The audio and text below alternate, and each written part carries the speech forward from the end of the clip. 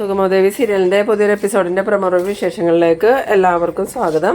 അങ്ങനെ നമ്മളുടെ ഋഷി ജീവിച്ചിരിക്കുന്നുണ്ടെന്നുള്ള സത്യം CP എല്ലാവരും മനസ്സിലാക്കുന്ന ഒരു എപ്പിസോഡാണ് ഇന്ന് വരാൻ പോകുന്നത്.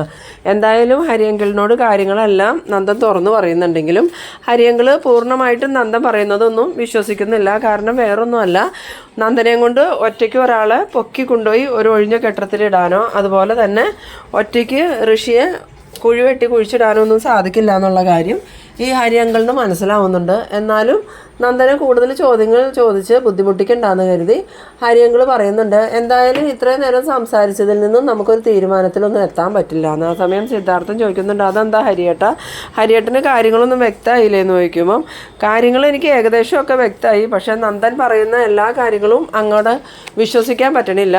എന്തായാലും ഇപ്പം ആദ്യം തന്നെ ചെയ്യേണ്ടത് നന്ദൻ ഏതെങ്കിലും പോലീസ് സ്റ്റേഷനിൽ ചെന്ന് കീഴടങ്ങുക എന്നുള്ളതാണ്. അന്നേരം പ്രഭാവതി ചോദിക്കുന്നുണ്ട്, അത് പ്രശ്നമാവില്ലേ ഹരിയേട്ട, അവൻ ഒരു കുറ്റവാളിയായിട്ട് എല്ലാവരുടെയും മുമ്പിൽ നിൽക്കേണ്ട വരില്ലേ എന്ന് ചോദിക്കുമ്പം പിന്നെ പ്രഭ എന്താ വിചാരിച്ചത്, ഇവൻ നിസാര തെറ്റാണോ ചെയ്തേക്കണേ, ഒരാളെ കൊന്ന കേസിലാണ് ഇവൻ പ്രതിയായേക്കണേ. എന്തായാലും ഇനിയും നമുക്കിത് നീട്ടിക്കൊണ്ട് പോകാൻ പറ്റില്ല, എത്രയും പെട്ടെന്ന് പോലീസിൽ കീഴടങ്ങി സത്യങ്ങളെല്ലാം പോലീസിനോട് തുറന്നു പറയണം. അപ്പം ബാക്കി കാര്യങ്ങളെല്ലാം അവർ അന്വേഷിച്ച് കണ്ടുപിടിച്ചോളൂ. അന്നേരം ഈ പ്രഭാവതി ചോദിക്കുന്നുണ്ട്, ഇനി എന്ത് കാര്യമാണ് ഹരിയേട്ട അന്വേഷിക്കാനുള്ളത്, എല്ലാ കാര്യങ്ങളും നന്ദൻ തന്നെ പറഞ്ഞില്ലേ എന്ന് ചോദിക്കുമ്പം നന്ദൻ പറഞ്ഞ കാര്യങ്ങൾ മാത്രം പോരല്ലോ പ്രഭ, നന്ദൻ ഒറ്റയ്ക്ക് ഒരാളെ വലിച്ചഴിച്ച് ആളൊഴിഞ്ഞ വീട്ടിൽ കൊണ്ടുപോയെന്നും അതുപോലെ ഒറ്റയ്ക്ക് ആ കുഴി കുഴിച്ചിട്ടേന്നും പറഞ്ഞാൽ വിശ്വസിക്കാൻ മാത്രം പൊട്ടന്മാരൊന്നുമല്ല പോലീസുകാർ.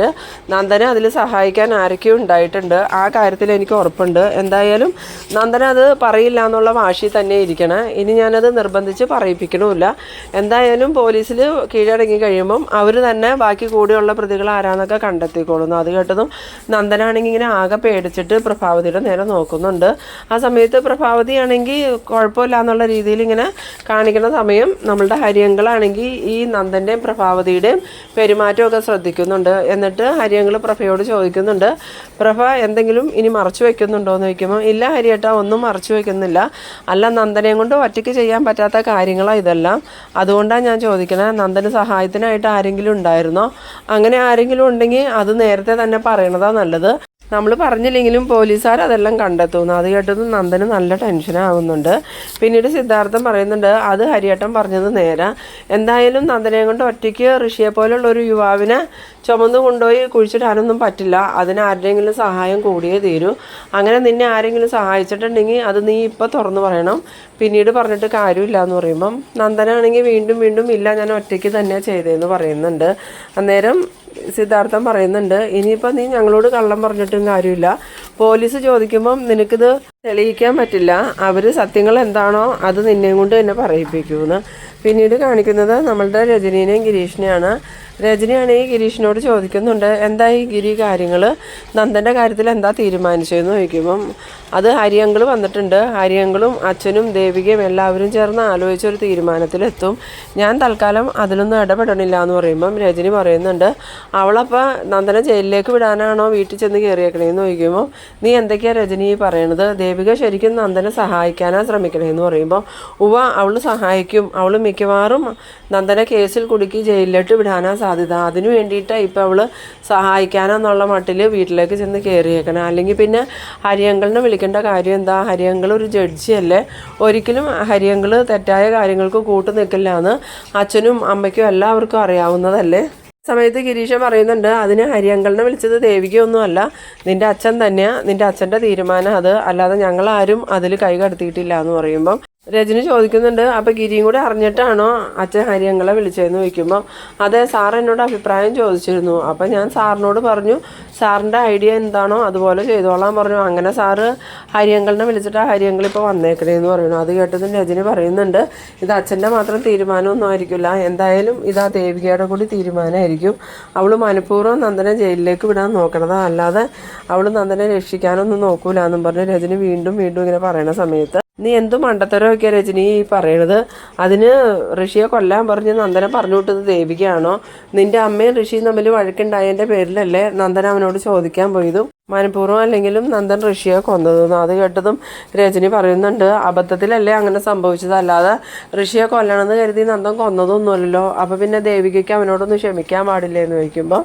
ഗിരി പറയുന്നുണ്ട്, അതിന് ദേവികയ്ക്ക് ക്ഷമിക്കാൻ പാടില്ലേ എന്ന് ചോദിക്കാൻ, നന്ദൻ കൊന്നത് പട്ടിയെ പൂച്ചേനെ ഒന്നുമല്ലല്ലോ, ഒരു മനുഷ്യനെ തന്നെയല്ലേ. ഋഷിക്കും ഇല്ലേ അമ്മയും കുടുംബമൊക്കെ, അവരും കൂടി ക്ഷമിക്കണ്ടേ. എന്തായാലും നീ ദേവിക കുറ്റം പറയൽ നിർത്തിയിട്ട് നന്ദന ആപത്തൊന്നും വരാതിരിക്കാൻ പ്രാർത്ഥിക്കാൻ. പിന്നീട് കാണിക്കുന്നത് നമ്മളുടെ ഇസബല്ലേനെയാണ്.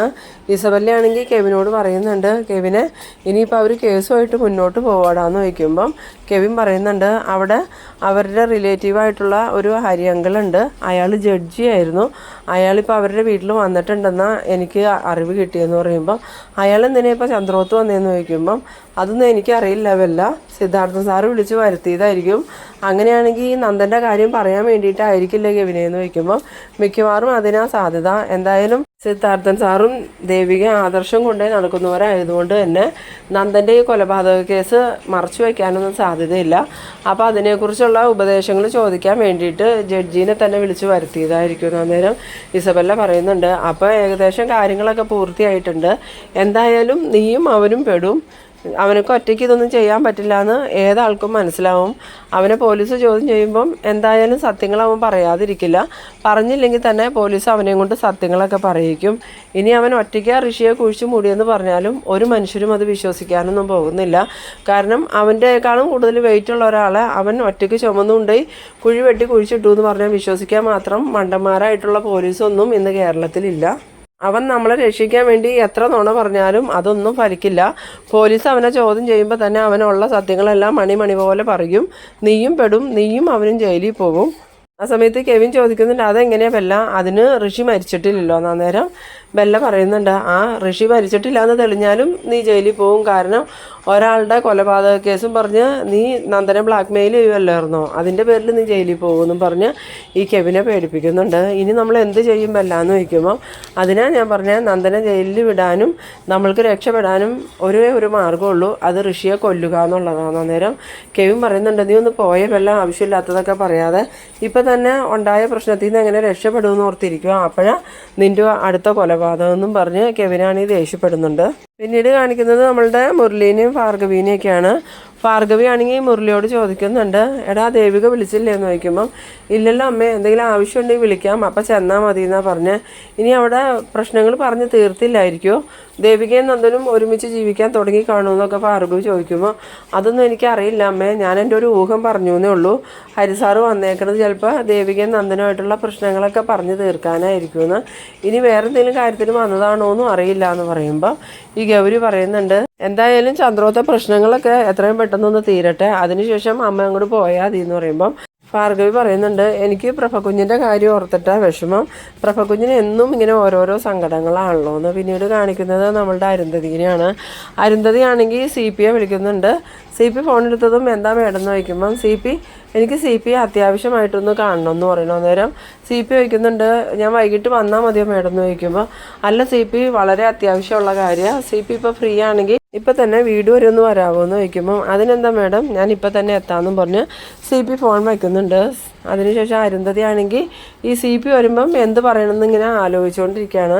എന്തായാലും ഈ പ്രശ്നത്തിനൊരു പരിഹാരം കണ്ടേ പറ്റൂ, ഇല്ലെങ്കിൽ ഋഷിയുടെ ജീവിതം തന്നെ അതുകൊണ്ട് ഇല്ലാണ്ടാവും. ഇനിയിപ്പോൾ നന്ദൻ കൊലപാതകയാണെന്ന് തെളിയിക്കാൻ വേണ്ടിയിട്ട് ഇസബല്ലയും കെവിനും കൂടി ചേർന്ന് ഋഷിയെ വേണമെങ്കിൽ കൊല്ലാനും മടിക്കൂല, അവരുടെ സ്വഭാവം വെച്ച് അവരെന്തിനും മടിക്കാത്തവരാ.